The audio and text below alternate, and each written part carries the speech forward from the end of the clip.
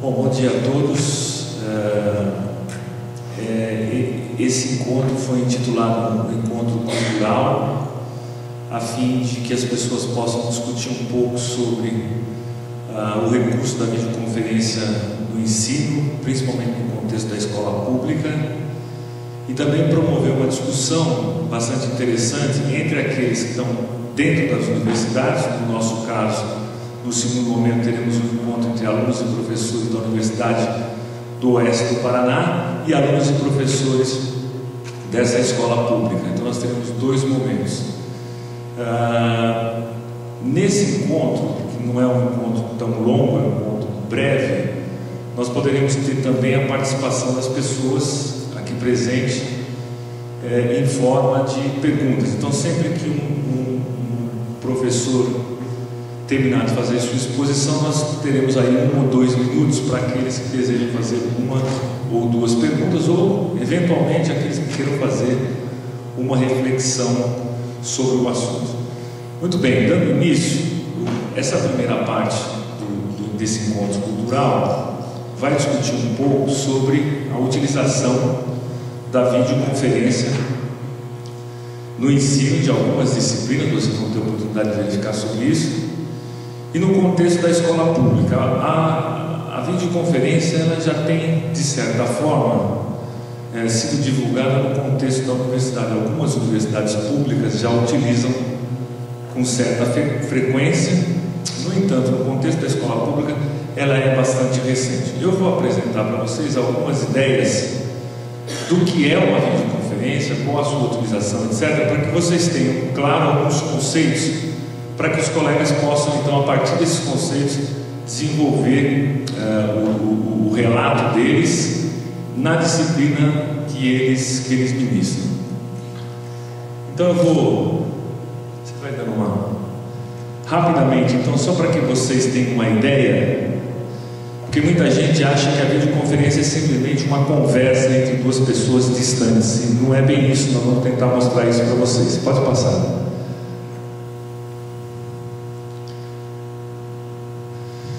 A videoconferência é uma possibilidade da educação à distância. A educação à distância no Brasil não é nova, ela já é antiga. No entanto, a regulamentação da educação à distância começou a partir da última Lei de Diretrizes e Bases, no seu artigo 80, e a partir disso teve um conjunto de decretos que normatizaram a educação à distância. E a videoconferência, então, é uma possibilidade da educação à distância. Então, ali o que eu estava dizendo...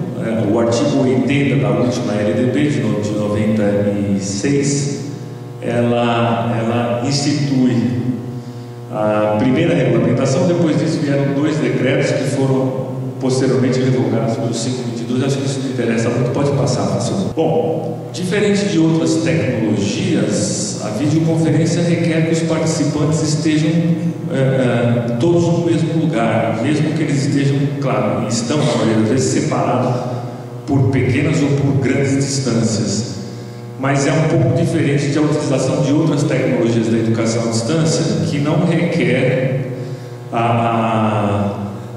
que as pessoas estejam juntas, que estejam discutindo, etc. Já a videoconferência ela pode ser usada, e ela vem sendo usada por um conjunto de pessoas dentro de escolas.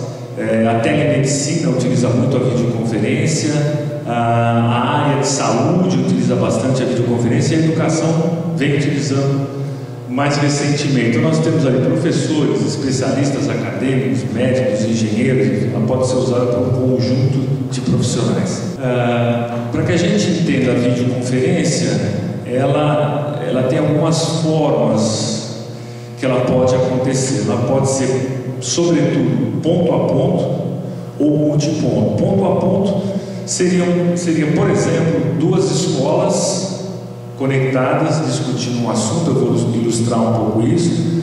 Ponto a ponto seria, por exemplo, 2 médicos, 2 engenheiros conversando, 2 acadêmicos, um acadêmico, um cientista em uma sala de aula, um professor e um docente na universidade. A multiponto já envolve a conexão de vários pontos ao mesmo tempo. Por exemplo, um cientista em 3, 4 até 5 salas de aula. 2 salas de aula com 2 salas de aula. O que nós estamos falando aqui é que na videoconferência não importa a distância. Vocês vão ter a oportunidade de ver algumas experiências realizadas pelos professores em que a outra pessoa, a outra sala, estava na Venezuela, no Canadá, enfim, e trocando informações, podendo aprender juntos. Pode passar. São alguns exemplos de videoconferência ponto a ponto. Pode baixar. A primeira delas, que é bastante usada, é aquela centrada no professor. Então, é o professor em algum canto, numa universidade, por exemplo, um docente fazendo uma palestra para alunos de uma sala de aula ou para professores. A videoconferência tem sido bastante usada na formação de professores. Então, é centrada no professor enquanto transmissor de algum tipo de conteúdo, por exemplo, um curso, uma palestra, um workshop. A segunda forma de usar a videoconferência ponto a ponto é aquela centrada, pode passar, centrada na atividade.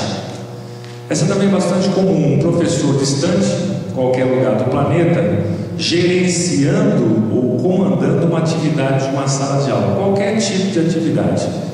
Então, o professor da sala de aula, junto com esse especialista distante, vão comandando uma atividade de matemática, de artes, etc. Então, a videoconferência, nesse sentido, ela está baseada na atividade. Pode ser uma atividade, por exemplo, de laboratório, pode ser uma manipulação de algum tipo de kit, etc. A terceira forma de videoconferência ponto a ponto é aquela centrada no aluno. A centrada no aluno é aquela voltada para o aluno, por exemplo, na resolução de algum tipo de problema, de algum desafio. Então, um especialista, longe da escola, ou próximo, isso não importa, ele está propondo um problema em que a classe, dividida em grupos ou individualmente, tenta resolver esse desafio ou esse problema. Então, esse tipo de videoconferência ponto a ponto é chamada, aquela centrada no aluno. E por alguns exemplos de videoconferência ponto a ponto também, mas focando um pouco mais no trabalho colaborativo que nós temos, só para vocês terem uma ideia, são alunos trabalhando de forma colaborativa com colegas. É muito comum em videoconferência você envolver, por exemplo, 2 salas de aula. Uma sala de aula, geralmente, claro, do mesmo nível acadêmico, por exemplo, ensino médio e ensino médio, 2 classes pesquisando o mesmo tema em realidades diferentes. Um projeto interessante que nós passamos há um tempo atrás era a pesquisa de água dos rios. Então, a água de um determinado rio de uma cidade, a água da outra, estudo de pH, etc., e a comparação disso em relação aos outros. Esse é um trabalho colaborativo entre 2 salas que pode acontecer. O segundo pode ser o uso da videoconferência também ponto a ponto. Uma coisa um tanto quanto nova é alunos, nos Estados Unidos nem tanto, são alunos mais experientes utilizando a videoconferência para ensinar alunos que estão aprendendo um determinado assunto. Eles chamam de tutor.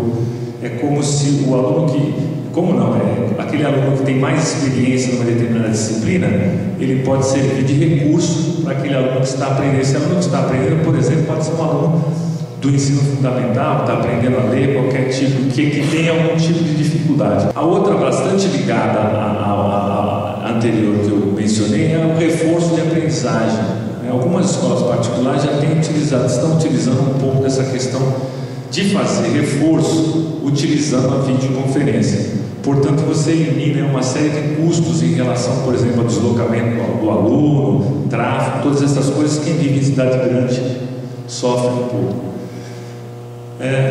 Outra forma de utilizar a videoconferência ponto a ponto é em relação àqueles alunos que têm necessidades especiais. No Brasil, 14% dos alunos que estão na educação básica têm algum tipo de necessidade especial. Então, esses alunos podem ser auxiliados através da utilização da videoconferência. Uma outra forma que você pode colocar, por exemplo, especialistas em algum tipo de necessidade que possa auxiliar esses alunos. Trabalho colaborativo em 2 salas, eu já comentei um pouco. Auxílio de alunos afastados por doença. o aluno está afastado por doença, tem que ficar, por exemplo, 6 meses distantes da escola, ele pode acompanhar algumas aulas dos professores, ou até mesmo todas, através da videoconferência. Tem uma experiência muito interessante de um aluno que mudou de escola, e o pai dele mudou de cidade, e ele teve que mudar de escola, e ele queria terminar o ano naquela escola, faltava muito pouco, ele acompanhou as aulas, ele acompanhou aquele final de trabalho com a utilização da videoconferência e pôde terminar a sua formação naquela escola. A outra forma é a utilização da videoconferência. Multiponto, você pode ter, por exemplo, um especialista numa universidade trabalhando com 3, 4, até mesmo 5 salas de aula, um tema que seja um tema que interessa ao professor da sala desenvolver. Então o professor entra em contato com esse especialista e pode então desenvolver esse tema, 1 ou 2 ou várias casas. A outra questão pode ser o especialista e grupos, aquela era um sozinho especialista e uma sala ou 2, essa daqui especialistas e grupos de alunos de diferentes salas de aula. E o que eu tenho que chamar a atenção é que esses especialistas e essas salas de aula não precisam estar no mesmo lugar. Não é necessário que a sala de aula seja uma sala de aula, as salas de aula sejam de uma mesma escola. É possível que seja uma sala de aula em São Caetano do Sul, uma sala de aula no Japão, uma sala de aula na Noruega e um especialista na Universidade de São Paulo. Pode passar. E por fim, múltiplas salas de aulas conectadas, promovendo, por exemplo, um debate de algum tipo de assunto. Essa é a videoconferência chamada multiponto. Bom, no processo de ensino-aprendizagem, que um pouco mais ligado então àqueles que são professores, a videoconferência, como eu disse no início, não é somente um bate-papo, ela segue a utilização didática de qualquer recurso que os professores utilizam na sala de aula. Ela está ligada essencialmente aos objetivos educacionais do professor. Quer dizer, você promove, você quer a palavra de um especialista, por exemplo, de uma universidade, para poder ilustrar, para poder contextualizar o que os seus alunos estão aprendendo na sala de aula. Você vai buscar isso a partir das suas necessidades, dos seus objetivos educacionais.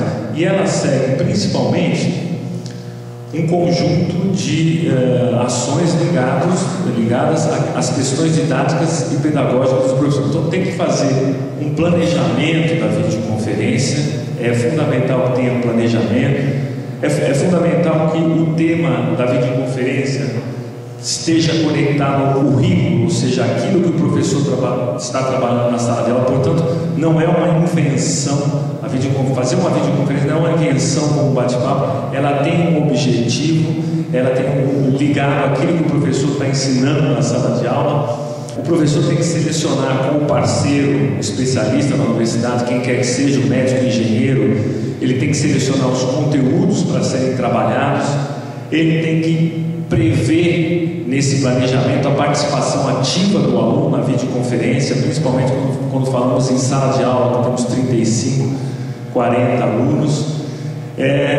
Tem que prever também uma ação, uma forma de avaliação, que é um outro tipo de metodologia de sala do trabalho do professor. Então tem que prever um outro tipo de avaliação. A gente fala um pouco da avaliação formativa.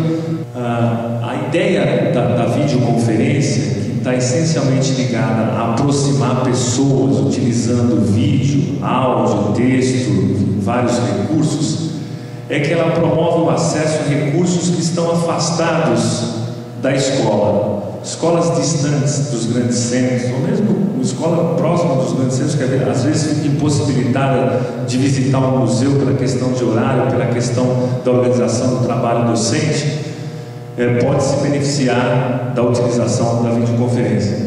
Então ela promove o acesso a recursos afastados da escola, aumentando a qualidade da oportunidade educacional para os alunos em locais distantes, localizados, por exemplo, em escolas pobres. Ela vem sendo um pouco utilizada para aproximar esses alunos de escolas distantes e pobres de recursos que estão disponíveis nos grandes centros.